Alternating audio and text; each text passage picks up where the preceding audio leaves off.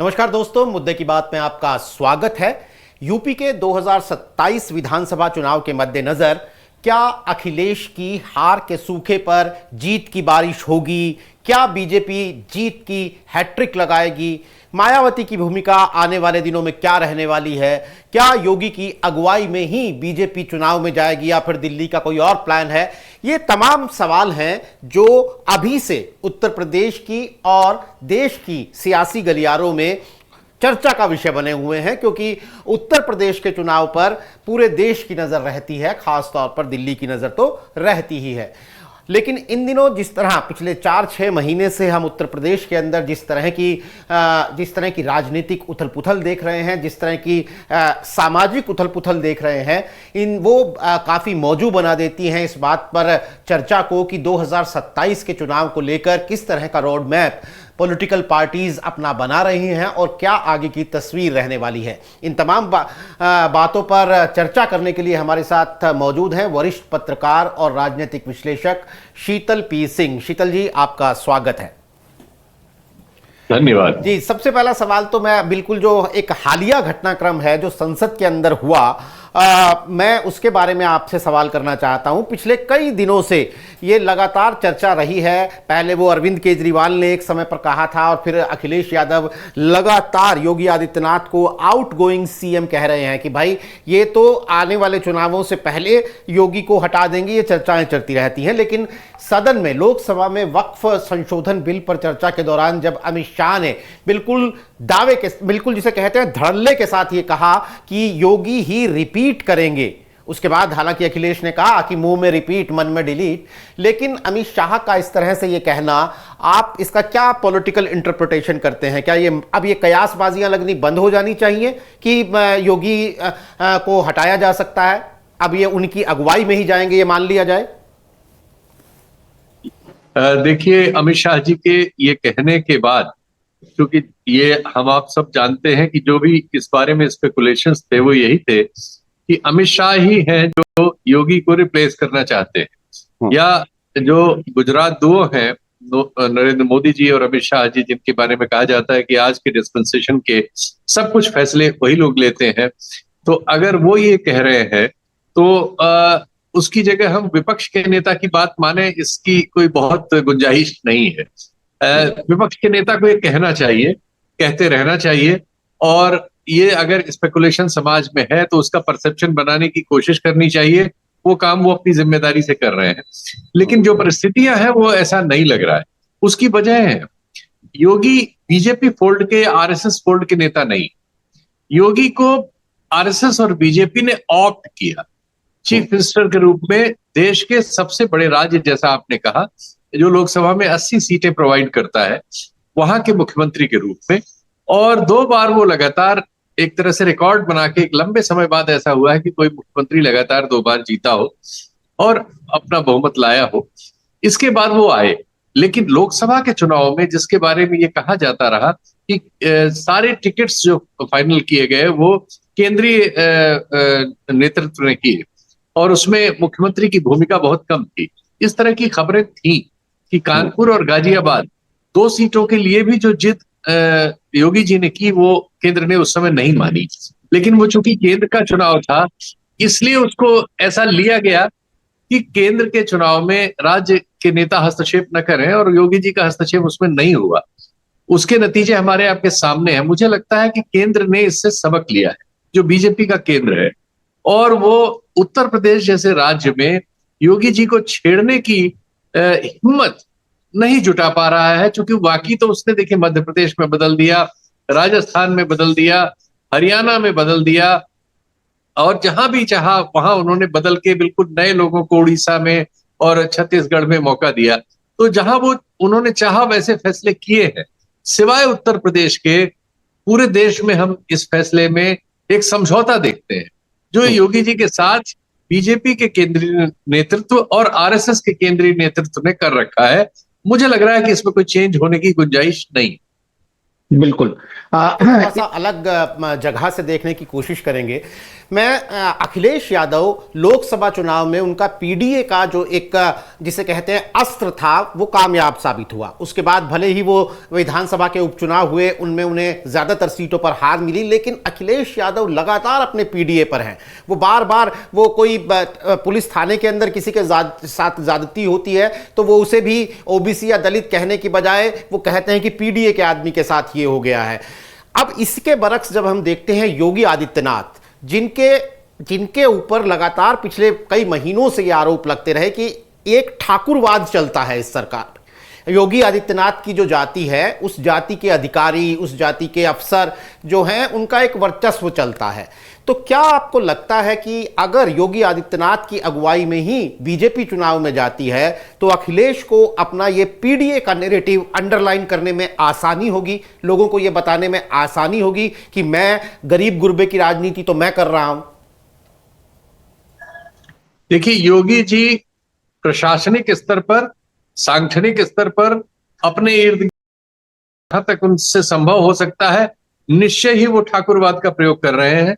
इसमें बिल्कुल पूरी सच्चाई है, जगह जगह ये नजर आता है, चाहे वो जिलाधिकारियों की पोस्टिंग हो, थानेदारों की पोस्टिंग हो, पुलिस कप्तानों की पोस्टिंग हो, इसमें सब में हम उस छवि को देखते हैं। और हम ये समझते हैं कि वो राजनीति में हिंदुत्व का प्रयोग कर रहे हैं और अपने इर्द गिर्द जिसे कहें बेस स्ट्रक्चर बनाने में ठाकुरवाद का प्रयोग कर रहे हैं। इसमें एक चीज और आप जोड़ सकते हैं कि पूर्वी उत्तर प्रदेश में और मध्य उत्तर प्रदेश में तमाम ऐसे लोग जिनके ऊपर अपराधों के बड़े बड़े श्रृंखलाएं हैं जिनकी, और जो उनके सजातीय हैं, वो सब इस दौर में सुरक्षित भी हैं, सपोर्टेड भी हैं, ये बिल्कुल कहा जा सकता है। अनेक नाम है, मैं किसी को इंडिविजुअल नाम लेके इसमें नहीं निशाना बनाऊंगा, लेकिन आप भी जानते हैं, हम भी जानते हैं और दर्शक भी जानते हैं। तो ये वो बेस स्ट्रक्चर के लिए करते हैं, ये उनका बेस स्ट्रक्चर है। लेकिन जो उनका सुपर स्ट्रक्चर है वो हिंदुत्व का है। वो लगातार ऐसे मुद्दे और ऐसे नारे लाते हैं जो हिंदुत्व की जो कॉन्स्टिट्यूएंसी जनरेट हुई है, जिसको आरएसएस ने विचारधारा के तौर पर और बीजेपी ने संगठन के तौर पर जैसे फैलाया है, बहुत जो विस्तृत हुई है, और जिसमें ये आरोप लगते हैं कि मीडिया और सोशल मीडिया में उनकी उपस्थिति का बड़ा रोल है। इस सब ने जो वातावरण बनाया है उसके लिए नारे गढ़ने का काम, इशू बनाने का काम, ये किसी भी दूसरे नेता की तुलना में योगी जी ज्यादा कुशलता से करते हुए आपको मिल रहे हैं।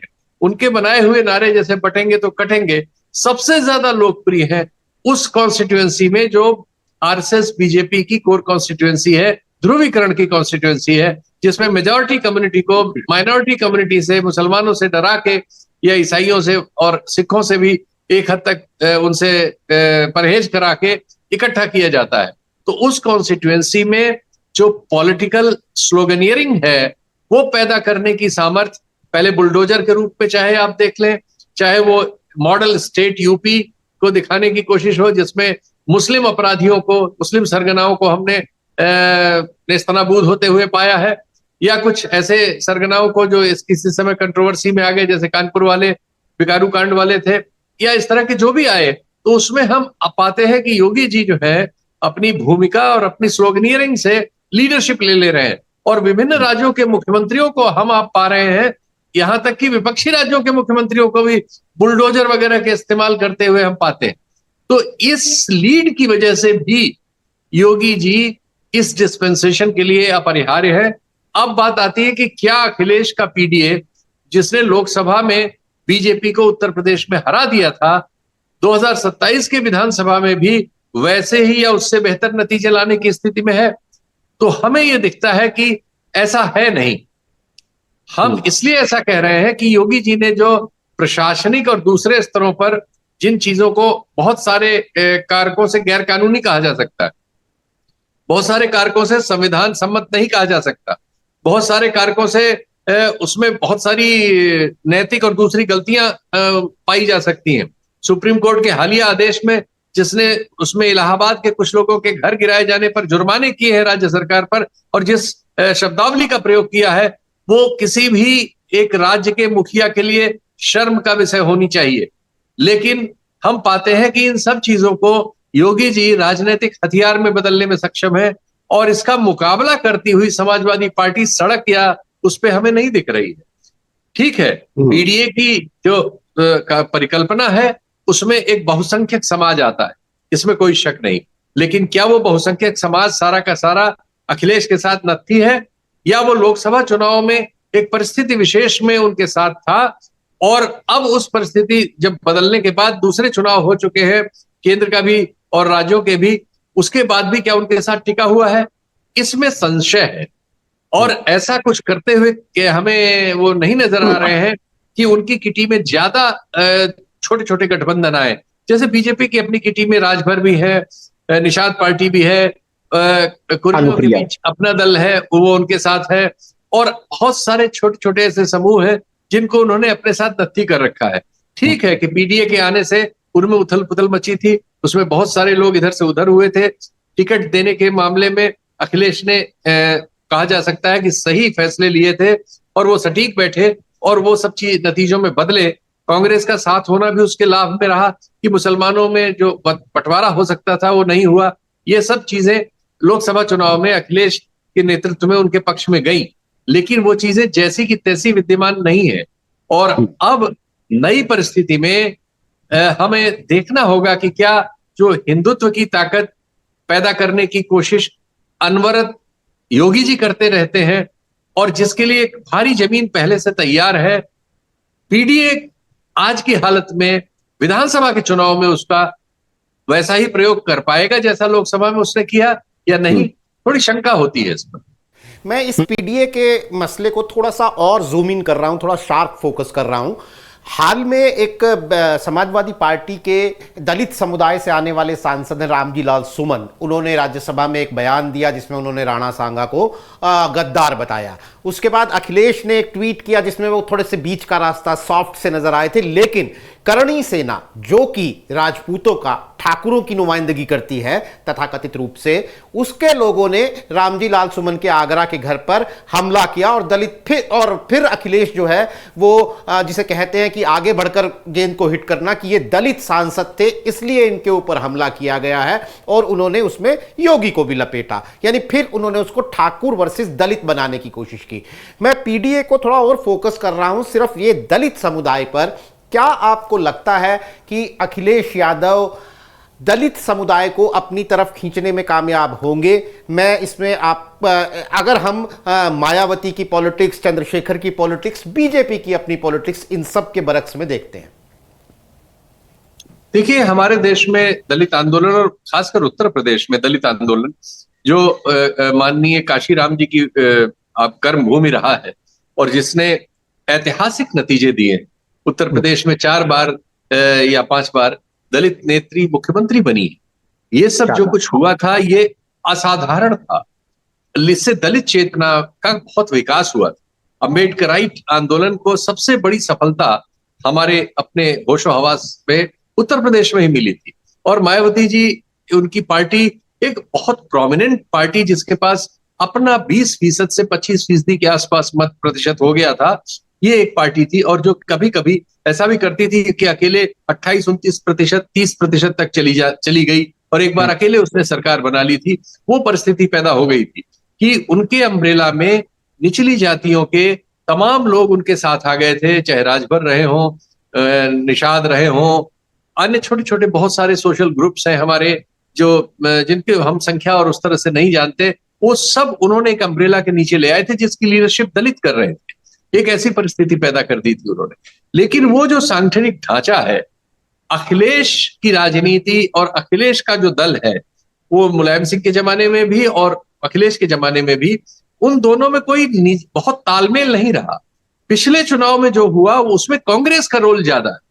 कांग्रेस ने जिस तरह से इन सवालों को राष्ट्रव्यापी तौर पर लिया है, उससे अकलियत में और दलितों में उसकी पैठ बढ़ी है। दूसरे, संविधान का मुद्दा उस समय अपने आप दलित चेतना से लैस लोगों में एक बड़ा मुद्दा बन गया था कि बीजेपी अगर तीसरी बार, और जैसा वो 400 पार का नारा दे रहे थे, और उनके कई सवर्ण नेताओं ने इस तरह के बयान दे दिए थे कि इस संविधान को बदलना होगा, वो रील काम कर गई, और वो जो दलित चेतना से लैस समाज है वो उसमें विद्रोही हो गया। लेकिन वो अखिलेश के प्रति सिर्फ रामजी लाल सुमन के एक कांड हो जाने से, एक बयान हो जाने से, क्या आगरा की सीमा लांघ के पूरे प्रदेश में उसका असर उस तरह से होगा? बहुत संभावना इसकी नहीं है। अभी जो दलित उत्तर प्रदेश में संगठित है वो या तो बीएसपी में है, उसमें जाटव जाति जो है ज्यादातर बीएसपी के साथ है, और बाकी जो दलित युवा निकल रहे हैं जो संगठित होना चाहते हैं और अपने सवालों को लेके राजनीति करना चाहते हैं, वो भीम सेना में जा रहे हैं, चंद्रशेखर की पार्टी। अभी तक चंद्रशेखर की पार्टी से और अखिलेश की पार्टी से या कांग्रेस से किसी तरह का कोई राजनीतिक साहचर्य होने की सूरत नहीं नजर आती। मायावती जी तो तैयार है ही नहीं। मायावती जी के तो सारे बयानों से ऐसा लगता है कि वो भी अब उसके जो भी कारण हो, आरोप तो उन पर यह है कि बीजेपी उनको कंट्रोल करती है। तो अगर जो भी वजह है, लेकिन वो एकला चलो वाली स्थिति में है। उनके बयान इस कोशिश को करते हुए मिलते हैं कि मुस्लिम उनकी तरफ आ जाए, अकलियत उनकी तरफ आ जाए, तो जाटव और अकलियत के बल पे वो 20% के अपने पुराने आधार को पा सके और फिर वो बड़ी बार्गेनिंग पॉलिटिकल कर सके। वो स्थिति उनके पक्ष में होती नजर आ नहीं रही है, बल्कि उनके यहां से काफी छीजन जो हो रही है वो भीम सेना में और चंद्रशेखर की तरफ जाती हुई हमें मिल रही है। तो आने वाले दिनों में ज्यादा बड़ी भूमिका इन्हीं दोनों फैक्शंस की अभी रहनी है। जो दूसरे उनके सोशल सेक्शंस हैं दलितों में, चाहे पासी जाति के लोग हों, खटिक हों और एक दो अन्य हैं, इन कोरी हैं, इन सब में पहले से बीजेपी ने अपनी सेंध वाल्मीकि है, इन सब में बीजेपी ने सांगठनिक सेंध लगा रखी है पहले से। उसने जैसे पिछड़ों में अति पिछड़ों को, नॉन यादव पिछड़ों को आप कह लीजिए, वैसे ही दलितों में नॉन जाटव दलितों को अपने टारगेट पे लिया हुआ है। सच्चाई तो यह है कि इस समय देशव्यापी स्तर पर बिना कुछ हल्ला मचाए अगर दलितों के भीतर हिंदुत्व के पेनिट्रेशन का कोई सांगठनिक काम बहुत बड़े पैमाने पर कर रहा है, तमिलनाडु में, पंजाब में, बंगाल में, उत्तर प्रदेश में, बिहार में, सब जगह, तो वो आरएसएस और बीजेपी है, जो लोगों को दिखाई नहीं दे रहा है। लेकिन आज बंगाल में जो बीजेपी है उसके पीछे वहां के दलित समुदायों में, उनके सेक्शंस में उसका किया हुआ बहुत मजबूत काम है। यही काम वो तमिलनाडु में कर रहे हैं और ऐसी ही कोशिश वो लगातार उत्तर प्रदेश में कर रहे हैं। यहाँ जो उनके साथ हैं उनको तो उन्होंने जोड़ ही रखा है, वो नए हिस्सों को अपनी ओर लाने में लगे हुए। तो इसकी काट करता हुआ कोई राजनीतिक काम सांगठनिक तौर पर अखिलेश यादव की पार्टी कर रही हो, ऐसा मुझे नहीं मिलता। एक किसी घटना को वो इतना बड़ा इनकैश कर लेंगे कि वो आगरा की सीमा लांघ के पूरा प्रदेश की दलित आबादी को प्रतिनिधित्व दे देगा, मुझे इसका यकीन नहीं। नहीं, बिल्कुल बारीक आपने इसका विश्लेषण किया। लेकिन मायावती का जिक्र हुआ 2-3 लाइनों में। मेरा अगला सवाल यही था, क्या मैं आपसे फिर से यह जानना चाहता हूं कि मायावती के हाल फिलहाल में हमने देखा कि लोकसभा चुनाव के बाद वो थोड़ा एक्शन में आई, सुप्रीम कोर्ट के फैसले पर थोड़ा एग्रेसिव हुई। फिर इस साल की शुरुआत में उन्होंने अपनी पार्टी के अंदर एक भारी उठापटक की, जो उनके उत्तराधिकारी समझे जा रहे थे उनको हटा दिया। और लेकिन जब वो बात करती हैं, जब वो ट्वीट ही करती हैं ज़्यादातर, तो वो अखिलेश यादव पर और कांग्रेस पर ज़्यादा हमलावर नजर आती हैं। बीजेपी की आलोचना ऐसे लगता है कि जैसे एक औपचारिकता के लिए कर दे रही हैं कि ये इल्ज़ाम ना लग जाए कि बीजेपी को छोड़ दिया है। तो क्या मायावती को जब बीजेपी की बी टीम कहते हैं लोग, तो क्या मायावती जैसी सीजन्ड पॉलिटिशियन को ये नहीं लगता है कि कहीं ना कहीं उनकी रणनीतियों में और उनके एक्ट में बदलाव की जरूरत है? देखिए, ये आप उनको बाहर से देख के कह रहे हैं, लेकिन हम उनकी परिस्थितियों को उनकी तरह नहीं जानते। जितने भी पिछले 4 दशकों में ये सब वही 89 से ये चेंज होना शुरू हुआ, जब हमने देखा कि उत्तर भारत के बहुत सारे राज्यों में पिछड़ी जातियों के और गैर कांग्रेसी, गैर बीजेपी मुख्यमंत्री बन गए। लालू यादव जी आए, मुलायम सिंह जी बने, मायावती जी का अवतरण हुआ, और अन्य राज्यों में बहुत से पिछड़ी, दलित और इस तरह के नेताओं को बढ़ने का मौका मिला। सभी दलों को ये नजर आया कि पिछड़ों वगैरह का प्रतिनिधित्व किया जाए। ये जो हमारे देश में हवा चली और उससे जो लोग पैदा हुए, उनकी समस्या ये हुई कि वो उन सफलताओं को उस तरह से संजोने में और सांगठनिक रूप से उसको व्यवस्थित करके लंबी लड़ाई के लिए आगे बढ़ाने में असफल रहे। ज्यादातर लोग जो है तात्कालिक लाभों में पड़ गए, सब पैसे रुपए बटोरने लगे, और धीरे धीरे चूंकि समाज का ढांचा अभी सवर्ण है, समाज में संचालन करने की स्थिति सवर्ण की है, सवर्ण का नियंत्रण है, प्रेस उसके हाथ में है, जुडिशरी उसके हाथ में है, ब्यूरोक्रेसी उसकी है, लीडरशिप भी उसकी है। थोड़ा उसको एक सेटबैक लगा था 89-90 से, और वो सेटबैक चला। अब उसने उसको रिवाइव करके वापस कर लिया। और ये सारे लोग जो है विभिन्न तरह के आर्थिक मामलों में फंसे हुए हमें मिले, जाल जाल में सब फंसे हुए मिले हुए हैं। लालू यादव को तो एक लंबा समय जेल में गुजारना पड़ा, अभी तक तमाम मुकदमे उनका पीछा कर रहे हैं। नेताजी किसी तरह से बच गए, लेकिन नेताजी को उसके लिए कितने समझौते करने पड़े वो हम आप जानते हैं, और किस तरह से उन्होंने पहले वीपी सिंह को छोड़ा, फिर जाने किसको किसको छोड़ पकड़ के आधा पैर उधर करके किसी तरह से उन्होंने अपने को सरवाइव किया। लेकिन इन सबके पास चूंकि दौलत बहुत है, और इन सबकी दौलत जो है आज के युग में छुपाई नहीं जा सकती, तो बीजेपी जैसी पार्टी जो इन चीजों का इस तरह से इस्तेमाल करती है कि एक सिनेमा बनाने पर उसने केरल में एक सिनेमा एक अभी आया है बन के, जो बीजेपी की आइडियोलॉजी के विरुद्ध है और बहुत लोकप्रिय हो गया है, दक्षिण भारत में बहुत लोकप्रिय हुआ और दुनिया के बाजार में उसने सारे रिकॉर्ड तोड़ दिए हैं।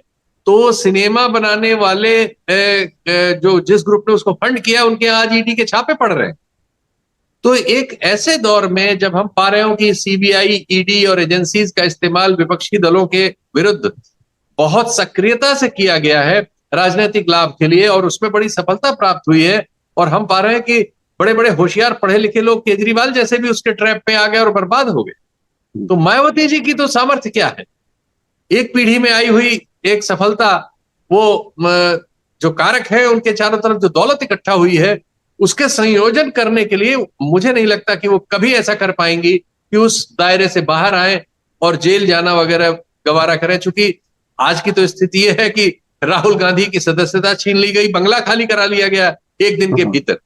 तो जो देश की जिस पार्टी के और जिसके परिवार के लोग इस देश में 55-56 साल तक शासन में रहे हों, जिसके परिवार के 3-3 लोग प्रधानमंत्री रहे हों, उस परिवार और जो देश में दूसरी सबसे बड़ी पार्टी है उसके सबसे प्रमुख नेता के साथ ये सब किया जा सकता है, तो मायावती जी क्या चीज है।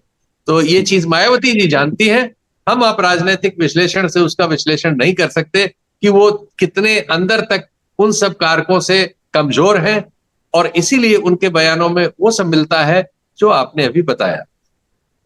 एक सवाल और सर, राहुल गांधी का जिक्र चूंकि आ गया है, आप उत्तर प्रदेश में इंडिया गठबंधन का भविष्य क्या देखते हैं? मैं इसलिए कह रहा हूं क्योंकि अखिलेश यादव के तमाम दावों के बावजूद कि गठबंधन बना हुआ है, हम उनकी पार्टी के नेताओं को भी, कांग्रेस पार्टी के नेताओं को भी अलग तरह की अग्रेसिव बयानबाजी करते हुए देख लेते हैं। इमरान मसूद अभी हाल में ही कह रहे थे कि भाई हम छोटे भाई की भूमिका में नहीं होंगे विधानसभा में, जैसे लोकसभा में आपने हमको कुछ सीटें पकड़ा दी थी, ऐसा विधानसभा में नहीं चलेगा। अजय राय बोलते रहते हैं, समाजवादी पार्टी के नेता भी बोलते ही रहते हैं।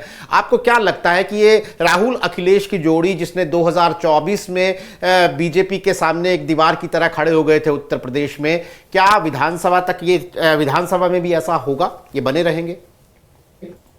नहीं, ये बने रहेंगे, क्योंकि अभी कांग्रेस इन बयानों के बावजूद, इसके बावजूद कि कांग्रेस के पास अकलियत में, खासकर मुसलमानों में प्रचंड समर्थन आया है, अभी वक्फ बोर्ड पर जैसे उसके नेताओं ने मोर्चा लिया है, ये सब लोगों के सामने है, तो कांग्रेस की स्वीकृति अकलियत में तो ऑल इंडिया लेवल पर बहुत जो थी पहले वो बहुत स्ट्रांग हुई है और स्ट्रांग होती जा रही है, इसलिए भी कि विकल्पहीनता है। और जहां तक दलितों की बात है, दलितों में कांग्रेस की स्वीकृति अभी होने में सांगठनिक और दूसरे कारण है जिसका हम पहले वर्णन कर चुके, तो उसको फिर से नहीं कहेंगे, लेकिन फिर भी उनकी स्वीकृति तुलनात्मक रूप में है। ये इंडिया गठबंधन में बड़ा सीमेंटिंग रोल है इसका, और मुझे नहीं लगता कि ये दोनों नेता इतने मतलब गैर जिम्मेदारी से चीजों को लेंगे कि 24 में एक थे 27 में अलग हो जाए। मुझे लगता है कि ये सब एक ही रहेंगे, इसके बावजूद कि नीचे के नेताओं के बहुत सारे बयान इस तरह के आते रहते हैं।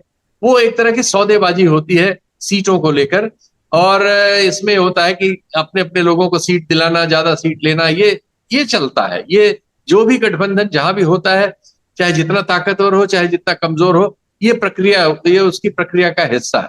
तो ये होगा, लेकिन एक सामान्य समझ ये कहती है कि 27 में इस ढांचे में कोई फर्क नहीं आने वाला। ये इंडिया गठबंधन ही लड़ेगा उत्तर प्रदेश में, और जिसमें कांग्रेस और समाजवादी पार्टी जो उसके सबसे प्रमुख दो घटक हैं, इन दोनों में सीटों को लेके थोड़ी बहुत कसरत तो होगी, कभी कभी खबरें हमें मिलेंगी, लेकिन अंततः ये एक साथ ही लड़ते हुए हमें 27 में मिलेंगे। जयंत चौधरी पे भी एक छोटी टिप्पणी। क्या जयंत चौधरी, हालांकि वोट वक्फ संशोधन बिल में वोट तो उन्होंने बीजेपी के साथ ही किया, लेकिन कभी कभार वो उनके तेवर दिख जाते हैं जब वो ऑर्वेलियन पुलिस की बात कर देते हैं, या फिर बीजेपी के विधायक केतकी सिंह के मुसलमानों पे बयान की आलोचना कर देते हैं।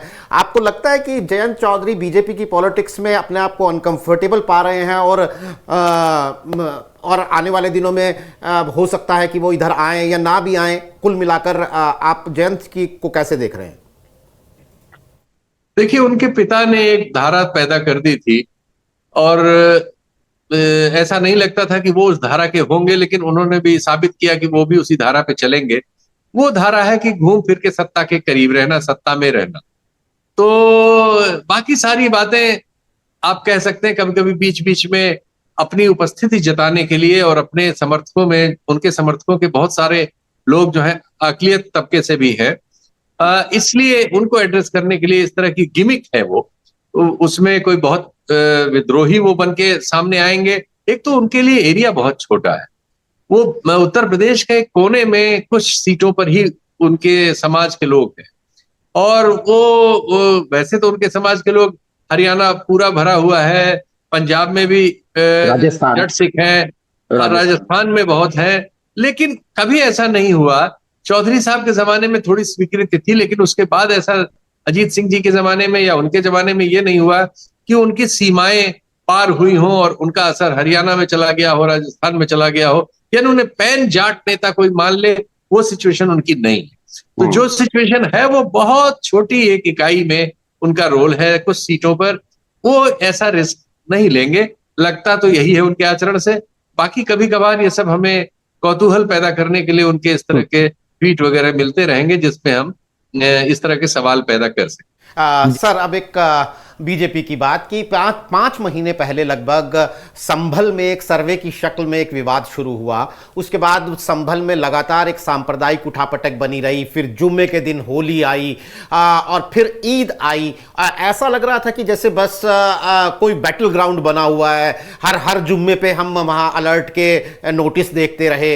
लेकिन ये सब शांति से गुजर गया और फिर ये वक्फ संशोधन बिल आ गया, और अब इस पर बयानबाजियां चल रही हैं जो आने वाले दिनों में जारी रहती हुई दिख रही हैं। क्या आपको लगता है कि बीजेपी, जो आपने शुरुआत में भी बात कही थी योगी के लिए, क्या आपको लगता है बीजेपी 2024 के बावजूद, 2024 के नतीजों के बावजूद उत्तर प्रदेश में अपने हिंदू मुस्लिम के नैरेटिव पर ही 2027 तक का सफर तय करेगी? नहीं, बीजेपी के पास और क्या है, उसके पास कोई आर्थिक सफलताएं तो है नहीं। उसने जो भी फैसले किए मोदी जी के नेतृत्व में, चूंकि ये सारे फैसले वहीं से हुए थे, उनमें से किसी ने कोई आर्थिक जादूगरी तो कोई की नहीं। हमारी अर्थव्यवस्था में कोई ऐसा बदलाव हुआ नहीं। बेरोजगारी की दर और अन्य चीजों में हमारी हालत बहुत बुरी है, सच्चाई ये है। तो ऐसे में वो अपना ये प्लैंक छोड़ के किसी और जगह जाके फंसे, संभव ही नहीं। और ये करते हुए उन्हें 100 साल हो गए। ये राष्ट्रीय स्वयं सेवक संघ का 100वां साल है उनके पैदा होने के बाद से, और वो यही करते करते केंद्र की सत्ता में अकेले पहुंच चुके हैं, और अब वो देश के कोने कोने में पहुंच चुके हैं, दुनिया की सबसे बड़ी राजनीतिक पार्टी के रूप में है, और वो सब इसी आधार पर है। और तो इस आधार को छोड़ने का कोई प्रश्न ही नहीं है। इस आधार में मुकाबला चलता रहेगा, और उस मुकाबले में हम पा रहे हैं कि योगी जी सबसे आगे है। तो 27 का चुनाव तो मुझे लगता है संभल की भट्टी 27 तक हमको आपको सुलगती मिलेगी। और अब जो कल ये लोकसभा और राज्यसभा में ये जो बिल आ गया है वक्फ वाला, उस पर सबसे पहला बयान योगी जी का ही आया है, और वो बिल्कुल वैसा ही बयान है जैसा बयान देने के लिए वो ख्यात है, कि उन्होंने कहा इलीगल वक्फ की प्रॉपर्टियां जब्त की जाएंगी टाइप बयान है। तो आप समझ सकते हैं ये संदेश किसके लिए है और किसको निशाने पे ले रहा है। यही होगा, और बहुत उत्तर प्रदेश उसकी सबसे बड़ी लेबोरेटरी में बदल चुका है, और यही ये प्रयोग करते हुए हम आपको बहुत नंगे स्तर पर और बहुत साफ साफ हमें नजर आ रहा होगा कि ध्रुवीकरण के आधार पर, और जिसमें प्रशासन भी शामिल होगा, और वो ध्रुवीकरण करता हुआ, ध्रुवीकरण के तरह से एक्शन करता हुआ, और हमें मिलेगा। और आप देखेंगे 27 के चुनाव में क्या कैसे हो। नहीं, वाकई ये जो आपने प्रशासन वाली बात कही ये भी बहुत इंटरेस्टिंग है कि कुछ अधिकारी जिस तरह से पार्टी की भाषाएं बोलते हुए हमें नजर आते हैं वो वाकई हैरानी की बात है। लेकिन उत्तर प्रदेश की राजनीति से जुड़े हुए और देश की मौजूदा राजनीति से भी जुड़े हुए तमाम मुद्दों पर शीतल पी सिंह आपने हमारे साथ बात की, उनका बारीक विश्लेषण किया और हमें और हमारे दर्शकों के सामने एक स्पष्ट और व्यापक तस्वीर पेश की। इसके लिए आपका बहुत बहुत शुक्रिया। तमाम दर्शकों का आभार। नमस्कार।